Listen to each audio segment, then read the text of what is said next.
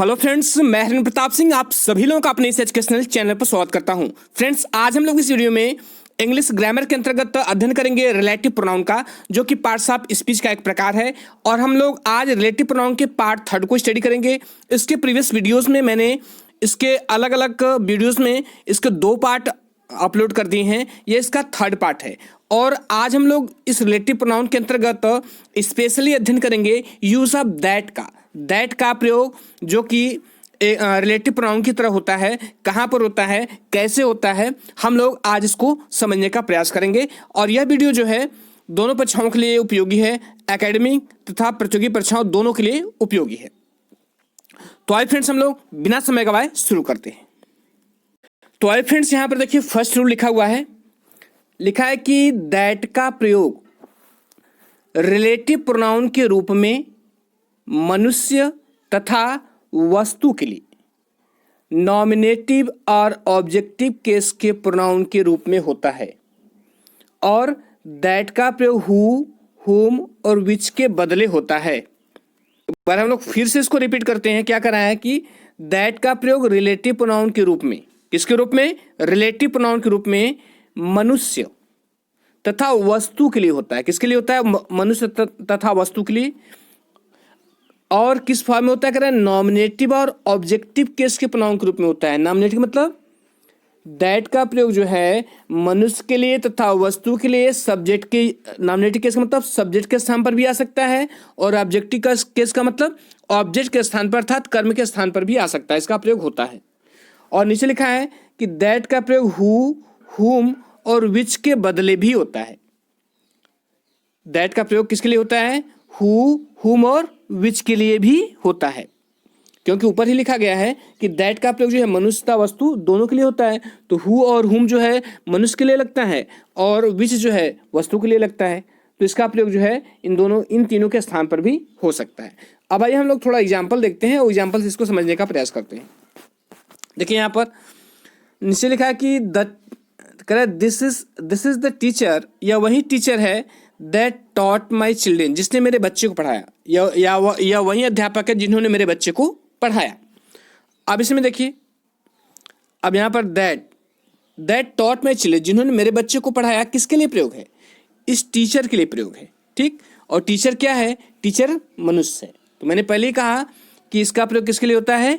मनुष्य के लिए और वस्तु के लिए। एक बार मैं फिर से इसको बता दूं। कह रहा है कि दिस इज द टीचर, या वही अध्यापक हैं दैट टॉट माई चिल्ड्रेन, जिन्होंने मेरे बच्चे को पढ़ाया।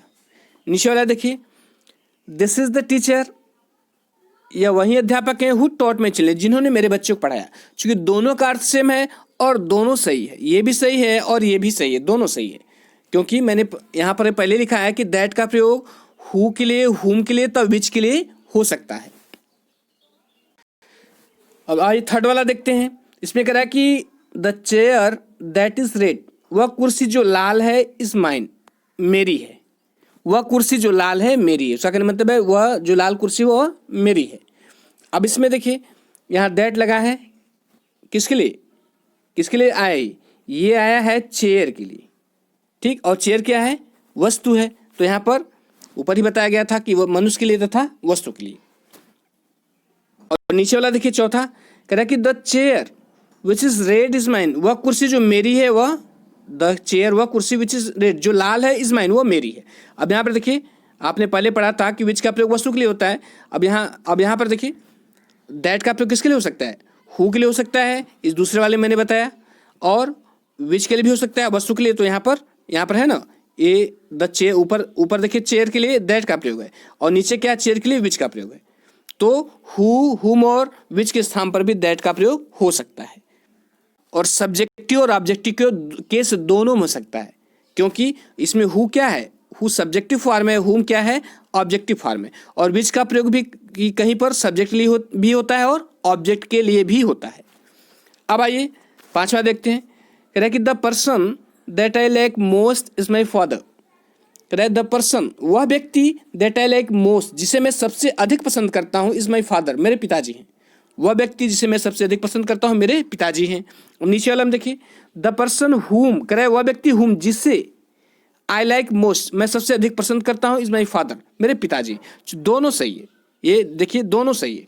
अब यहाँ पर हुम क्या है, ऑब्जेक्ट रूप में प्रयोग हुआ है, किसी लिए है, कह रहा है हुम आई लाइक, जिससे मैं पसंद सबसे अधिक पसंद करता हूँ, किसको, द पर्सन, उस व्यक्ति को, और वो व्यक्ति कौन है, फादर। तो अब यहाँ पर पर्सन के लिए प्रयोग है और ये ऑब्जेक्ट फॉर्म में है। और ऊपर वाले में देखिए, ऊपर वाले में सेंटेंस वही है, और जहाँ हुम लगा है वहाँ पर दैट का प्रयोग है। तो यहाँ पर जो है ये पूरा एग्जाम्पल पढ़ने से जो ये ऊपर का रूल है वह क्लियर हो जाता है। एक बार फिर से रूल को देखते हैं। कह रहा है दैट का प्रयोग रिलेटिव प्रोनाउन के रूप में किसके लिए लगता है, मनुष्य के लिए लगता है। तो हमने पढ़ा ये यहाँ पर मनुष्य के लिए यूज़ है। और वस्तु के लिए होता है, वस्तु के लिए होता है। तो वस्तु के लिए देखिए यहाँ पर है ना, ये यहाँ पर ये वाला, यहाँ पर दैट का प्रयोग वस्तु के लिए। नॉमिनेटिव और सब्जेक्टिव केस के प्रोनाउन के रूप में होता है, सब्जेक्ट के स्थान पर भी होता है और ऑब्जेक्ट के स्थान पर। ऑब्जेक्ट के स्थान पर कहाँ है, जैसे यहाँ पर हुम है तो यहाँ पर इसके ये जो दैट है ये ऑब्जेक्ट के स्थान पर यूज है। तो अब आशा करता हूँ कि आपको ये पूरा रूल समझ में आ गया होगा। अब ये नेक्स्ट रूल को पढ़ते हैं। देखिए नेक्स्ट रूल है, करें कि कॉमा से अलग किए गए रिलेटिव क्लास में दैट का प्रयोग नहीं किया जाता। दैट के बदले ज़रूरत के मुताबिक हु, हुम और विच का प्रयोग किया जाता है। ये वाला तो जो यहाँ से है इसको तो हमने अभी पीछे पढ़ा, लेकिन ऊपर वाला देखिए एक बार फिर से मैं इसको रिपीट कर रहा हूँ रूल को। क्या करा कि कॉमा से अलग किए गए रिलेटिव क्लास में दैट का प्रयोग नहीं किया जाता। अब आइए देखते हैं इसको। देखिए इस वाले में लिखा है mister Prasad is a popular leader. Mister Prasad एक लोकप्रिय नेता है, एक लोकप्रिय लीडर हैं दैट लिव्स इन पटना, जो कि पटना में रहते हैं।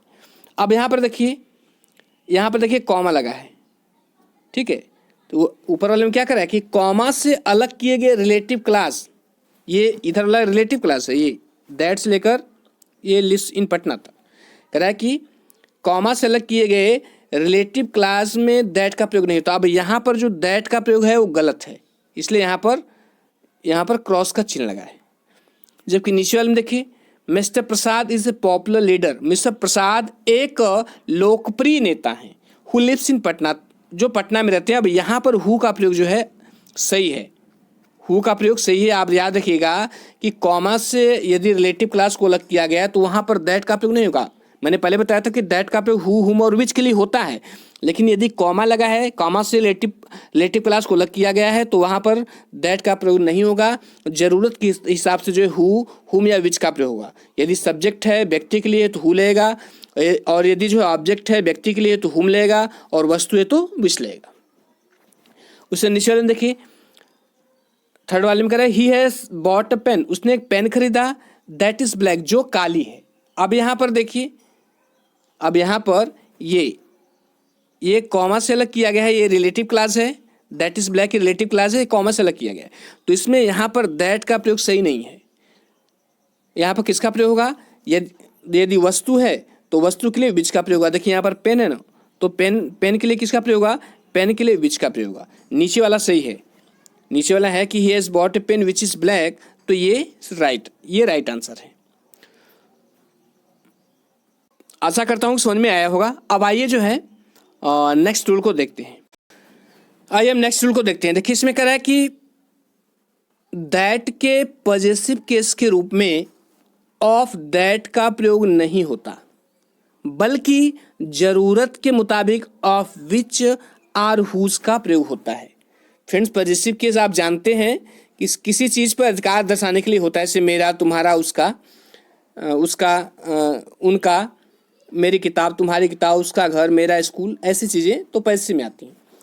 तो वही कह रहा है कि दैट के पॉजेसिव के रूप में ऑफ दैट का प्रयोग नहीं करेंगे। ध्यान सुनिएगा, जैसे आई के साथ पॉजेसिव क्या लगता है, माई लगता है, यू के साथ यो लगता है, सी के साथ हर लगता है, दे के साथ दे लगता है, वी के साथ आओ लगता है पॉजेसिव। तो इसमें कह रहा है कि दैट के पॉजेसिव के रूप में ऑफ दैट का प्रयोग नहीं करते हैं, बल्कि क्या करेंगे, बल्कि ज़रूरत के मुताबिक हम या तो ऑफ विच लगाएंगे या हुज का प्रयोग करेंगे। ठीक, अब आइए देखते हैं एग्जाम्पल, तो समझ में आएगा। देखिए पहला एग्जाम्पल है कि द गर्ल करे वह लड़की ऑफ दैट फादर जिसके पिताजी टीचर्स इन माई स्कूल मेरे स्कूल में पढ़ाते हैं इस लेबोरियस परिश्रमी है। अब देखिएगा ना, द गर्ल ऑफ दैट करे वह लड़की जिसके पिताजी, अब ना जिसके पिताजी ये पजेसिव, यहाँ पर पजेसिव दर्शाया गया है, लेकिन ऑफ दैट का प्रयोग यहाँ पर गलत होगा। यहाँ पर देखिए क्रॉस का चिन्ह लगा, मतलब ये सेंटेंस गलत है, बल्कि इसके सामने क्या होगा, ऑफ विच या हुज का प्रयोग होगा। यदि कोई व्यक्ति है तो हुज लेगा और वस्तु है तो विच लेगा। तो यहाँ देखिए नीचे द गर्ल हुज फादर करे वह लड़की जिसके पिताजी, देखिए ठीक है ना, यहाँ पर ऑफ दैट गलत है, यहाँ ऑफ दैट के सामने क्या लेगा, ऑफ दैट के स्थान पर हुज लेगा करे। और यहाँ गर्ल लड़की जो है स्त्री है, तो स्त्री हो या पुरुष हो तो उसके लिए हुज का प्रयोग होगा। तो ये करे the girl whose father teachers in my school is laborious, तो इसमें ये सेंटेंस सही होगा। ऊपर वाला गलत है, नीचे वाला सही है। अब आइए थर्ड को देखते हैं। देखिए इसमें कि the pencil of that colour, उस कलर की पेंसिल, करे कि the pencil of that of, करे वह पेंसिल ऑफ दैट जिसका, ऑफ दैट कलर जिसका कलर इज ब्लैक, काला है, इज हर्स उसकी है। वह पेंसिल जिसका कलर काला है उसकी है, मतलब वह पेंसिल उसकी है। अब यहाँ पर देखिए कह कि वह पेंसिल ऑफ दैट कलर जिसका कलर, ठीक है, तो यहाँ पजेसिव के लिए ऑफ दैट का प्रयोग किया गया है, तो ये गलत है। ऑफ दैट नहीं होगा, किसका प्रयोग होगा, पेंसिल वस्तु है तो इसके लिए विच का प्रयोग होगा। तो इस तरह होगा the pencil of which colour is black, कह रहा है वह पेंसिल ऑफ विच कलर जिसका कलर इज ब्लैक, काला है, इज उसका है। तो ऊपर वाला ये गलत है और नीचे वाला सही है। अब आइए नेक्स्ट क्वेश्चन देखते हैं। अब आइए नेक्स्ट रूल देखते हैं। देखिए इसमें करा है कि एंड से जुड़कर दो इंसिडेंट, एंड से जुड़कर दो इंसिडेंट का प्रयोग हो, मतलब दो इंसिडेंट्स एंड से जुड़े हो, उसका कहने का मतलब है जिनमें एक मनुष्य तथा दूसरा जानवर या वस्तु के लिए हो, तो इसके बाद रिलेटिव प्रोनाउन दैट का प्रयोग होता है, हु, हुम या विच का नहीं होता। एक बार हम लोग जरा इसको फिर से रिपीट करेंगे। तो ये क्या करा कि एंड से जुड़कर दो इंसिडेंट का प्रयोग हो, मतलब दो इंसिडेंट, एंड मतलब दो पूर्ववर्ती, जिसके लिए रिलेटिव प्रोनाउन यूज होता है उसको पूर्ववर्ती बोलते हैं। तो कह रहा है कि एंड से जुड़कर दो इंसिडेंट का प्रयोग हो और जिनमें क्या हो, एक मनुष्य हो तथा दूसरा जानवर या कोई वस्तु हो, तो इसके बाद रिलेटिव प्रोनाउन दैट का प्रयोग होता है। ध्यान रखिए, इसके बाद रिलेटिव प्रोनाउन दैट का प्रयोग हो, हु का, हुम का या विच का प्रयोग नहीं होता। अब एग्जाम्पल से इसको समझते हैं। देखिए यहाँ पर कह रहा है कि द मैन, कह रहा है कि आदमी एंड हिज डॉग, और उसका कुत्ता, दैट आई सा जिसे मैंने कल देखा, दैट आई सा यस्टरडे जिसे मैंने कल देखा, हैव बीन किडनैप कर लिए गए हैं। अब इसमें देखिए कह रहा है कि एंड से दो पूर्व, देखिए यहाँ पर the man and his dog, आदमी और उसका कुत्ता, दैट जिसे, दैट आई सा जिसे मैंने कल देखा, किसे देखा, मैंने कुत्ते को देखा और आदमी को देखा, ठीक। तो अब यहाँ पर मैन और डॉग दोनों के लिए रिलेटिव प्रोनाउन किसका प्रयोग किया गया है, दैट का प्रयोग किया गया है।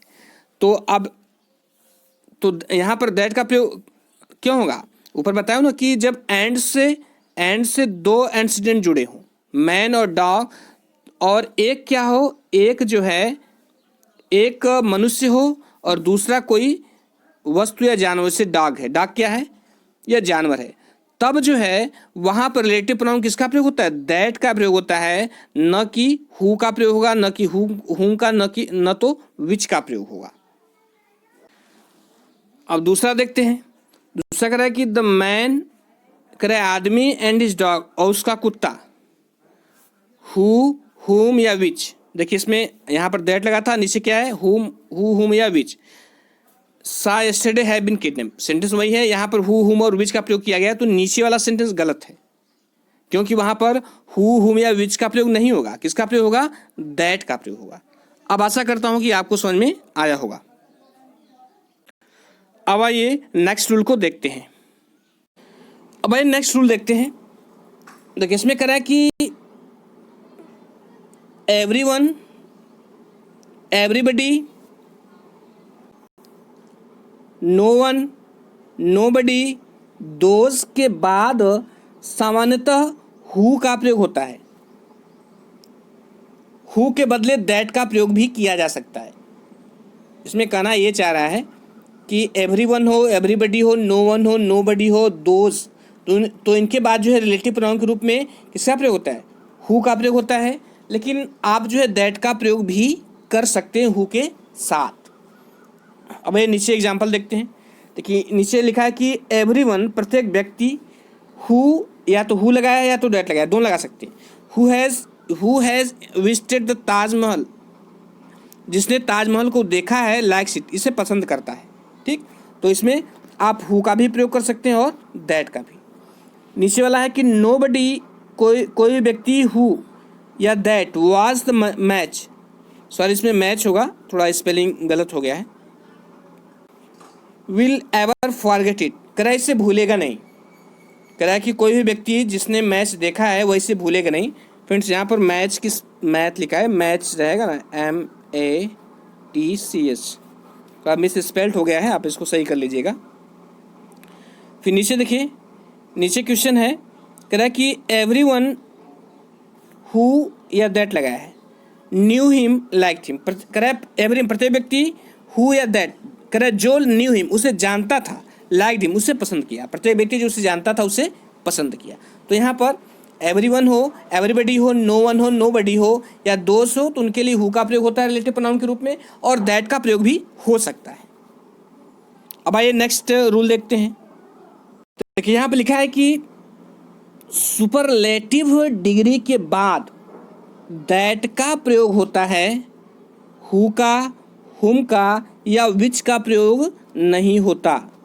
फ्रेंड्स कहना ये चाह रहा है कि यदि सुपरलेटिव डिग्री हो, सुपरलेटिव तो आप जानते हैं ना, एडजेक्टिव एडवर्ब की 3 डिग्री होती है, जैसे फास्ट, फास्टर, फास्टेस्ट, तो फास्टेस्ट सुपरलेटिव है। गुड, बेटर, बेस्ट, तो बेस्ट सुपरलेटिव है। वाइज, वाइजर, वाइजेस्ट, तो वाइजेस्ट सुपरलेटिव है। तो सुपरलेटिव डिग्री के बाद जो है दैट का प्रयोग होता है। इस बात को ध्यान रखिएगा, ये अधिकांशतः इससे प्रश्न पूछा जाता है। उसके बाद हु, हुम या विच का प्रयोग नहीं होता। जैसे यहाँ पर देखिए, mister Mishra is the most laborious man, कह रहा है मिस्टर मिश्रा जो है is the most laborious man, सबसे अधिक परिश्रमी व्यक्ति है, दैट आई नो, जिसे मैं जानता हूँ। अब यहाँ पर देखिए, यहाँ पर क्या लिखा है, मोस्ट लगा है ना, सुपरलेटिव डिग्री है, मोस्ट लेबोरियस है, सुपरलेटिव डिग्री है, तो यहाँ पर जो है यहाँ उसके लिए किसका प्रयोग हुआ, उसके लिए दैट का प्रयोग हुआ, जो यहाँ पर किया गया है। ये सेंटेंस सही है। जबकि नीचे वाले में देखिए, इसमें लिखा है कि mister Mishra is the most laborious man, कह रहा है हुम आई नो, जिन्हें मैं जानता हूँ, जिसे मैं जानता हूँ। यहाँ पर हुम का प्रयोग है, तो ये गलत है। ध्यान रखिएगा कि जब भी सुपरलेटिव डिग्री हो, जैसे मोस्ट यहाँ पर लगा है, तो वहाँ पर रिलेटिव प्रोनाउन के रूप में दैट का प्रयोग होगा, और न कि हु का, हुम का या विच का प्रयोग होगा। अब आइए नेक्स्ट एग्जाम्पल देखते हैं। देखिए यहाँ पर लिखा है कि ऑल का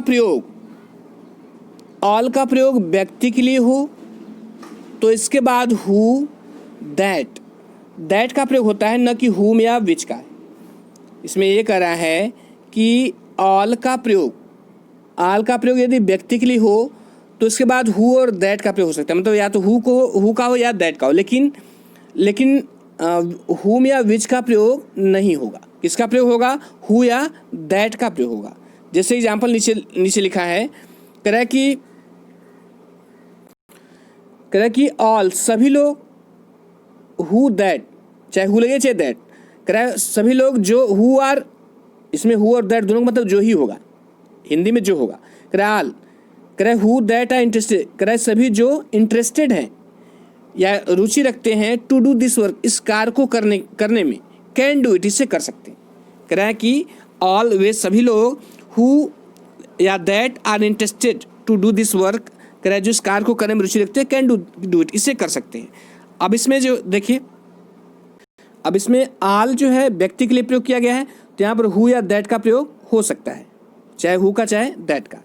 लेकिन वहीं नीचे देखिए, नीचे लिखा है कि ऑल, सभी लोग, कह रहे ऑल हुम विच इंटरेस्टेड टू दिस वर्क, यहाँ पर ऑल व्यक्ति के लिए प्रयोग है, तो यहाँ पर हु और विच का प्रयोग लगा है, तो यह सेंटेंस क्या है, यह सेंटेंस गलत है। ऊपर वाला सेंटेंस सही है। अब देखिए नेक्स्ट रूल देखते हैं। देखिए इसमें कह रहा है कि ऑल का प्रयोग वस्तु के लिए हो, तो इसके बाद दैट का प्रयोग होता है, हु का, हुम का या विच का प्रयोग नहीं होता। ठीक,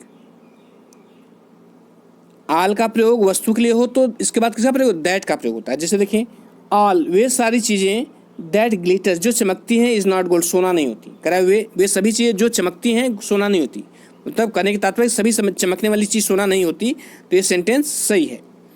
जबकि नीचे वाले में देखिए, कह रहे ऑल सभी चीज़ें विच ग्लिटर्स नॉट गोल्ड, उसका भी वही मतलब है लेकिन यहाँ पर विच लगा है। तो ये सेंटेंस सही नहीं है, क्योंकि क्या कर रहा है, कह रहा है कि ऑल का प्रयोग वस्तु के लिए हो तो आल यहाँ पर है ना, ये आल इसका प्रयोग वस्तु के लिए है हुआ है, क्योंकि कह रहा है कि all that glitters not gold, वे सारी चीज़ें जो चमकती हैं सोना नहीं है। तो आल का प्रयोग किसके लिए, वस्तु के लिए। तो यहाँ पर इसका किसका प्रयोग होता है, दैट का प्रयोग होगा। इसके स्थान पर न तो हु का प्रयोग हुआ, न तो हुम का, न तो विच का। तो नीचे देखिए यहाँ पर विच का प्रयोग किया है, तो ये सेंटेंस गलत है, ऊपर वाला सही है। कि ये जो ऊपर वाला ये सेंटेंस, ये वाला एग्जाम्पल और ये दोनों, इस दोनों में कराया कि यदि आल का प्रयोग व्यक्ति के लिए होगा तो भी दैट का प्रयोग होगा, आल का प्रयोग वस्तु के लिए होगा तो भी दैट का प्रयोग होगा। लेकिन आल का प्रयोग यदि व्यक्ति के लिए है तो दैट का भी प्रयोग हो सकता है और हु का भी प्रयोग हो सकता है। और आल का प्रयोग यदि वस्तु के लिए है तो केवल दैट का प्रयोग होगा, इसमें विच का या हु का या हुम का प्रयोग नहीं होगा। थोड़ा सा दोनों रूल को जो है ध्यान से समझने की जरूरत है। अब देखिए, यहाँ नोट में लिखा है कि all plus singular uncountable noun के बाद दैट का प्रयोग होता है। किसके बाद, ऑल रहे और उसके बाद क्या रहे, सिंगुलर काउंटेबल नाउन, मतलब वह नाउन जिसे हम काउंट कर सके, गिन सके, और वह क्या हो, सिंगुलर हो, एक वचन का हो। जैसे देखिए, कह रहे अनकाउंटेबल नाउन है, सॉरी फ्रेंड्स, कह रहा है अनकाउंटेबल नाउन है। तो इसमें देखिए यहाँ पर एक बार फिर से मैं रिपीट कर दूं, कह रहा है कि सेंटेंस में ऑल लगा हो और उसके बाद क्या हो, सिंगुलर अनकाउंटेबल नाउन हो। अनकाउंटेबल नाउन का मतलब जिसे हम गिन न सकें, काउंटेबल नाउन तो वह नाउन जिसे हम काउंट कर सके अर्थात गिन सके, और अनकाउंटेबल मतलब जिसे हम गिन न सके। तो आल लगा हो और उसके बाद कोई सिंगुलर अनकाउंटेबल नाउन हो, कोई एक वचन का मतलब न गिना जाने वाला नाउन हो, तो उसके बाद दैट का प्रयोग होता है। जैसे देखिए, कह रहे ऑल द मनी, वे सारा पैसा दैट आई गेव जिसे मैंने दिया, जिसे मैंने दिया है स्पेंट, वह खर्च हो गया है। अब इसमें देखिए ऑल लगा है और उसके बाद क्या है, मनी क्या है, अनकाउंटेबल नाउन है। जबकि नीचे वाले में देखिए, all the money which I gave her has spent, यहाँ पर इसके लिए विच का प्रयोग किया गया है, तो यहाँ पर ये गलत है। ऑल लगा रहे और उसके साथ मनी, मतलब या अनकाउंटेबल सिंगुलर अनकाउंटेबल नाउन हो तो उसके साथ जो है दैट का प्रयोग होता है, न कि विच का प्रयोग होता है। अब आइए नेक्स्ट रूल देखते हैं। देखिए, अभी इसके मैंने पहले आपको बताया कि ऑल लगा हो और सिंगुलर अनकाउंटेबल नाउन हो तो दैट का प्रयोग होता है। अब यहाँ पर इस रूल को देखिए, कह रहा है कि ऑल लगा हो और आल हो और प्लूरल काउंटेबल नाउन हो। ध्यान सुनिएगा, प्लूरल काउंटेबल नाउन वह नाउन जिसको हम काउंट कर सकते हैं और प्लूरल अर्थात बहुवचन में हो। ऑल हो और प्लूरल काउंटेबल नाउन हो तो उसके बाद भी किसका प्रयोग होता है, उसके बाद भी दैट का प्रयोग होता है। जैसे नीचे देखिए, कह रहा है ऑल द पेन्स, कह रहा है ऑल द पेन, वे सभी pen that I gave him जिसे मैंने उसे दिया आर न्यू, वो नहीं है। कह रहा है वह सभी पेन जिसे मैंने उसे दिया वह नहीं है। अब इसमें देखिए ऑल लगा है और उसके बाद क्या है, पेन्स क्या है, प्लूरल काउंटेबल नाउन है। पहली बात कि पेन को हम गिन सकते हैं, 1 पेन 2 पेन 3 पेन 4 पेन, और यह क्या है, प्लूरल है। क्यों, क्योंकि पेन्स इसमें यस लगा हुआ है, ये प्लूरल है। तो वहीं करा इसमें कि ऑल लगा हो और प्लूरल काउंटेबल नाउन हो, जैसे आल है और पेन्स प्लूरल काउंटेबल नाउन है, तो उसके बाद किसका प्रयोग होता है, तो उसके बाद रिलेटिव प्रोनाउन के रूप में दैट का प्रयोग होता है। अब आशा करता हूँ समझ में आया होगा। अब नीचे ऊपर वाला सेंटेंस सही है, जबकि नीचे वाला देखिए, नीचे वाले में ऑल द पेन्स, वे सारे pen which I gave him जिसे मैंने उसे दिया और नहीं, वो नहीं है। तो ये चूंकि अर्थ तो दोनों का सेम आ जा रहा है, लेकिन ये सेंटेंस गलत है क्योंकि इसमें विच का प्रयोग किया गया है। विच का प्रयोग नहीं होगा, क्योंकि यदि आल हो और प्लूरल काउंटेबल नाउन हो तो दैट का प्रयोग होगा, जबकि ऊपर वाला सही है। अब अगला रूल देखिए, इसमें लिखा है कि everything, nothing, the only, any, all, everyone, not, none, no, nobody, much, little, the same, the few, the little. इनके बाद किसका प्रयोग होता है? दैट का प्रयोग होता है। हु का, विच का, हु का, विच का या हुम का इनका प्रयोग नहीं होता। एक बार मैं फिर से रिपीट कर रहा हूँ। कह रहा है कि एवरीथिंग लिखा हो, नथिंग हो, the only, any, all, everyone, not, none, no, nobody, much, little, the same, the few, the little के बाद दैट का प्रयोग होता है। हु का, विच का या हुम का प्रयोग नहीं होता। अब यहाँ पर अगला सेंटेंस देखिए, लिखा है कि my father has given me everything. मेरे पिताजी ने मुझे सब कुछ दिया है। दैट ही है, जो उनके पास था। कह रहा है कि माई फादर, मेरे पिताजी ने, हैज़ गिवन मी एवरीथिंग, मुझे सब कुछ दिया है। दैट ही है, जो उनके पास था। अब इसमें देखिए एवरीथिंग लगा है, और तो एवरीथिंग के लिए रिलेटिव प्रोनाउन किसका प्रयोग होगा? दैट का प्रयोग होगा। ये सेंटेंस सही है। जबकि नीचे वाले में देखिए, नीचे वाले में कह रहा है कि my father has given me everything which he है। यहाँ पर इस विच का प्रयोग, यहाँ एवरीथिंग है लेकिन यहाँ पर विच का प्रयोग है, तो ये सेंटेंस गलत है और ऊपर वाला सही है। उसके बाद देखिए लिखा है कि this is the only pen, यह वही पेन है दैट आई बॉट यस्टरडे, जिसे मैंने कल खरीदा। कह रहा है this is the only pen, मतलब उसका कहने मतलब यही एकमात्र पेन है दैट आई बॉट यस्टरडे, जिसे मैंने कल खरीदा। अब यहाँ पे देखिए ओनली लगा है, तो रिलेटिव प्रोनाउन दैट का प्रयोग होगा। ये सेंटेंस सही है। जबकि नीचे वाले में this is the only pen, यहाँ पर विच का प्रयोग किया है, जो कि विच का प्रयोग है, तो ये सेंटेंस गलत है।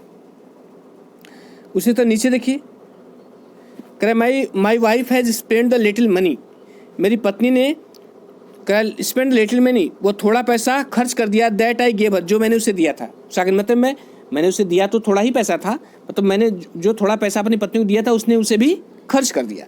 अब यहाँ पर देखिए लिटिल है, तो यहाँ पर था ना एक, देखिए यहाँ पर लिटिल, तो लिटिल रहेगा तो भी यहाँ लिटिल रहेगा तो भी रिलेटिव प्रोनाउन किसका प्रयोग होगा? दैट का प्रयोग होगा।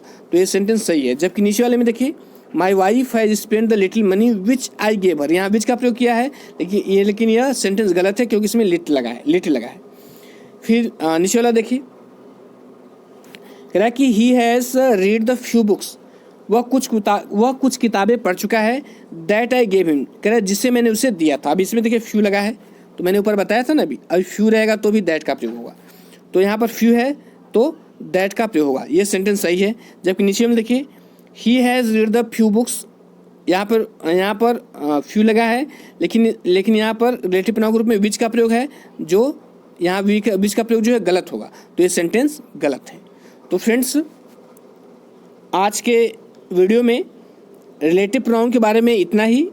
अभी दैट का यूज़ जो है अभी बाकी है, अभी उसको नेक्स्ट वीडियो में मैं आपको बताऊंगा। रिलेटिव प्रोनाउन बहुत ब्रॉड है, लेकिन और इंग्लिश ग्रामर के लिए बहुत ज़रूरी भी है, लिखने के लिए, पढ़ने के लिए या समझने के लिए, इंग्लिश बोलने के लिए रिलेटिव प्रोनाउन की जानकारी होना बहुत ही आवश्यक है, और यह एकेडमिक तथा प्रतियोगी परीक्षाओं दोनों के लिए उपयोगी है। तो फ्रेंड्स, आप सारे पार्ट जो मैं अपलोड कर रहा हूँ आप उनको देख लीजिएगा, निश्चित आपका जो नॉलेज है वो इम्प्रूव होगा। तो फ्रेंड्स, मैं वीडियो समाप्त करने से पहले एक बार आपको धन्यवाद देता हूँ, और यदि वीडियो अच्छा लगा हो तो लाइक, सब्सक्राइब और शेयर कर दीजिएगा फ्रेंड्स। Thank you.